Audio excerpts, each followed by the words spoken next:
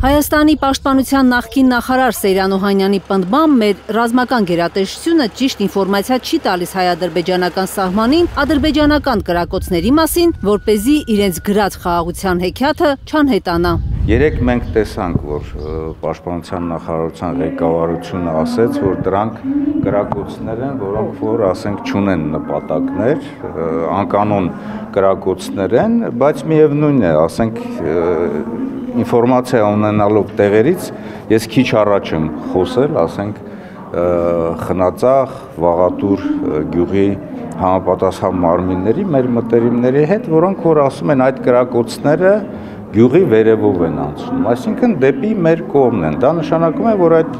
ինֆորմացիան պետք է հստակ տրվի։ Ընդդիմադիր Գորչչի խոսքով ադրբեջանական կրակոցները երկու նպատակ ունեն՝ վախի մթնոլորտ ստեղծել եւ պարտադրել Հայաստանի իշխանություններին կատարել իրենց նոր պահանջները։ Տեղեկատվական պատերազմի մաս է կազմում եւ դրանք ուղղված են եւ Հայաստանի Հանրապետության մեր ժողովրդի հոգեբանական ճնշումներ իրականացնելուն եւ ուղղված են Հայաստանի Հանրապետության իշխանություններին, որ արագացրեք այն մեր պահանջները, որ մենք բացի խաղաղության պայմանագրից ներկայացնում ենք ձեզ, որպեսզի այդ խաղաղության պայմանագիրը ստորագրենք։ Ադրբեջանի նախագահի հատուկ հանձնարարություններով ներկայացուցչի Երևանին ուղղված կոչը Օհանյանի խոսքով ապացուցում է իր ասածը։ Էլչին Ամիրբեկովը հայտարարել է, թե պետք է արագացնել խաղաղության համաձայնագրի ստորագրման գործընթացը, քանի որ այդ հնարավորությունը հավերժ չի լինելու, իսկ այն բաց թողնելը ըստ ադրբեջանցի պաշտոնյայի սխալ կլինի։ Բաքուն նորից հիշեցնում է նախապայմանները, Հայաստանը պետք է փոխի սահմանադրությունը, հրաժարվի տարածքային պահանջներից եւ դուրս բերի օտար ուժերը սահմանամերձ տարածքներից։ Ըստ Ալիևի ներկայացուցչի, չնայած կան պայմանավորվածություններ, բայց լարվածությունը պահպանվում է։ Պաշտպանության նախարարությունը հանդես է եկել համապատասխան հայտարարություններով, որ այդ կրակոցները ուղղված չեն Հայաստանի Հանրապետության ուղղությամբ, սակայն մենք կարծում ենք, որ իրավիճակը դեէսկալացնելու անհրաժեշտություն կա եւ այս կապակցությամբ Հայաստանի Հանրապետությունը մի շարք առաջարկություններով է հանդես եկել, այդ թվում նաեւ սահմանային միջադեպերի համատեղ հետաքննության վերաբերյալ։ Վահան Կոստանյանը ցավում է, որ մինչ այս պահն ադրբեջանական կողմը որևէ պատասխան չի տվել։ Ինքը չի կարող մեկնաբանել, թե ինչու է խաղաղության պայմանագրի տեքստի համաձայնեցումից անմիջապես հետո Բաքուն Երևանին մեղադրում հրադադարը խախտելու համար։ Բայց հստակորեն կարող եմ արձանագրել, որ մթնոլորտին որևէ կերպ այս կեղծ հայտարարությունները չեն դրականորեն ազդում մթնոլորտի վրա, այնուամենայնիվ մենք հայտարարել ենք, որ պատրաստ ենք բանակցություններ սկսել համաձայնագրի տեղի ժամկետների, համաձայնագրի ստորագրման տեղի եւ ժամկետների վերաբերյալ եւ այս պահին սպասում ենք ադրբեջանական կողմի արձագանք։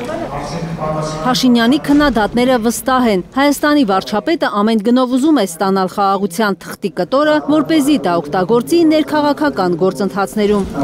Սեյրան Օհանյանը նկատում է, Հայաստանի ղեկավարի հայտարարությունը, թե Ղարաբաղյան շարժումը իրենք չեն շարունակում, Իլհամ Ալիևի հերթական պահանջի բավարարումն է։ Պատահական չէ, որ ադրբեջանցիները Երևանից ցնծության մեջ են։ Հերթական անգամ Նիկոլ Փաշինյանը կուլ է գնում ադրբեջանցիների ճնշումներին եւ պարտադրանքներին։ Այդ հայտարարությունը չնայած նրան, որ ինքը ասաց, որ մեր թիմի որոշումն է, բայց այն ուղղված է երևի թե հակառակորդին, երևի թե Ադրբեջանի ղեկավարությանը, Ալիևին, որ մենք այդ էջը փակում ենք, սա խնդրանքի ծնկի իջնելու նման մի բան է։ Ծնկի է իջնում Փաշինյանը Ալիևի առաջ, բայց միևնույն է, ըստ ընդդիմադիրների չի ստացվում ստանալ Բաղձալի թուղթը եւ հավակնել խաղաղության Նոբելյան մրցանակի։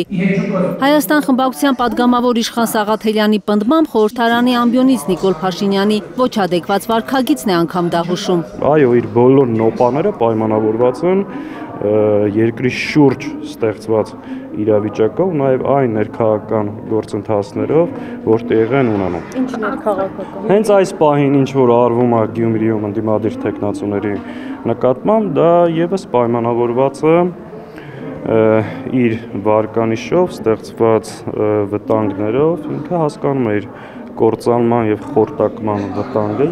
Պատիվ ունեմ խմբակցության ղեկավարի խոսքով Արցախյան շարժումը փակելու մասին Փաշինյանի հայտարարությունը երկու հասցեատեր ուներ։ Ադրբեջանի եւ Թուրքիայի համար բացառապես Նիկոլ Փաշինյանի դերակատարումը հայ ժողովրդի եւ Հայաստանի Հանրապետության պատմության մեջ չափից փոքր է եւ չափից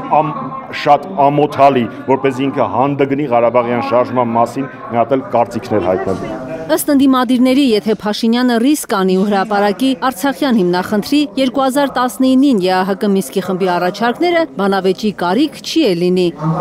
Մամիջանյանը վստահ է, նախկին նախագահներին նորից բանավեճի հրավիրելու ժամանակ Նիկոլ Փաշինյանը ցնցումների մեջ է ընկել, որովհետև հասկանում է, առաջիկա դիմընտրությունները փորձաքար են դառնալու իր իշխանության համար։